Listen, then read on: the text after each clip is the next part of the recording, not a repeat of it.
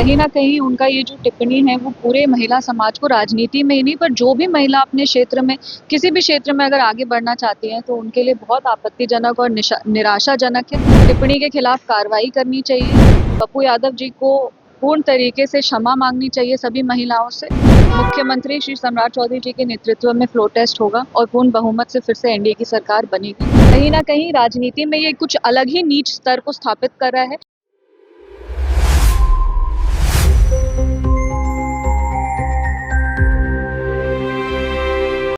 शक और गुंजाइश नहीं है कि हमारे मुख्यमंत्री श्री सम्राट चौधरी जी के नेतृत्व में फ्लोर टेस्ट होगा और पूर्ण बहुमत से फिर से एनडीए की सरकार बनेगी। इसमें कोई भी शक नहीं है। नई सरकार को शुभकामनाएं। फ्लोर टेस्ट के बाद जब पूर्ण बहुमत से फ्लोर टेस्ट पास हो जाएगा उसके बाद जब सरकार बनेगी उनको पूरी पूरी शुभकामनाएं हैं और उम्मीद और आशा है कि बिहार के विकास में वो तत्पर रहेंगे और ईमानदारी के साथ विकासकारी योजनाओं नहीं, बेहद आपत्तिजनक है। कोई भी महिला किसी भी समाज में अपने जगह को बहुत मेहनत से और बहुत संघर्ष करके बनाती है और कहीं न कहीं उनका ये जो टिप्पणी है वो पूरे महिला समाज को, राजनीति में ही नहीं पर जो भी महिला अपने क्षेत्र में, किसी भी क्षेत्र में अगर आगे बढ़ना चाहती हैं तो उनके लिए बहुत आपत्तिजनक और निराशाजनक है। हमारे जो लोकसभा के अध्यक्ष हैं उनको इस टिप्पणी के खिलाफ कार्रवाई करनी चाहिए।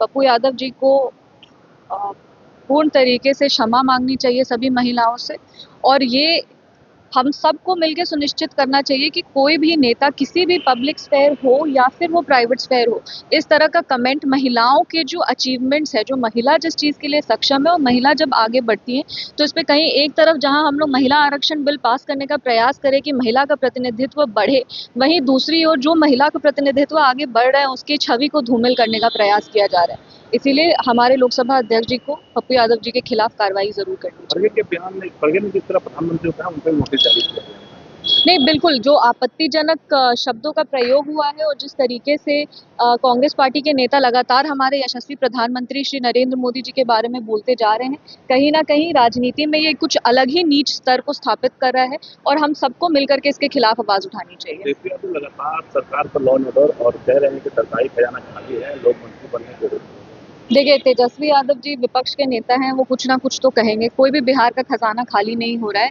बहुत समय बाद जो बिहार का ट्रेजरी है वो सही में जनता के योजना के लिए, जनता के लिए जितनी भी योजना है उसके लिए काम कर रहा है और जितना भी ट्रेजरी है वो हमेशा रिवाइव होते जाता है। ऐसा कुछ भी नहीं है। फाइनेंशियल ईयर क्लोजिंग होता है, फिर उसके बाद नया ट्रेजरी बनता है और फिर उसके बाद जितने भी विकास के कार्य हैं उसको तेज गति मिलती है। तो इस तरीके से किसी भी जनता को भ्रमित करने का कोई ज़रूरत नहीं है। बिहार में बहुत अच्छे से काम हो रहा है। जितने भी योजना है वो धरातल पर उतर रही है।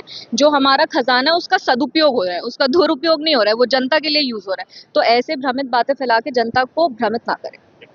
Big dreams need the right foundation. At Vidya Vihar Residential School, holistic education goes beyond classrooms. World-class facilities, caring houses, nutritious food, advanced labs, vast playgrounds, and inspiring mentors come together to nurture every child. Here, learning is balanced, values are lived, and every student truly belongs. Vidya Vihar Residential School, where learning transforms futures.